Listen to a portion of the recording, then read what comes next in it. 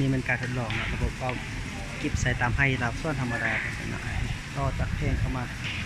ให้150 วัตต์เลยก็เข้ามาเลย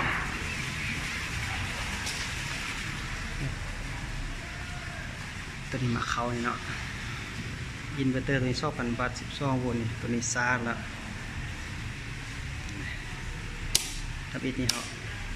ก็จะใส่เป็นเดี๋ยวนี้คีย์แบตเตอรี่เนาะก็จะใส่ระบบนี้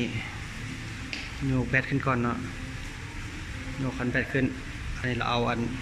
ให้โซลาร์เซลล์เข้ามาเนาะสังเกตมันจะเริ่มซาแบตเตอรี่นี่บัดเราต้องการใส่อันนี้เราจะเปิดตัวนั้นเนาะเปิดนี่ปักเสียบตัวนี้เบิ่งดอกไฟจะหุ่งเลยเนาะคือสมมติถ้าเขามอดได้ดอกไฟก็จะมอดความสว่างพอเบาเลยเนาะแจ้งได้แจ้งว่าเลยเนาะสามารถกดได้เสียบได้ทั่วไปเลย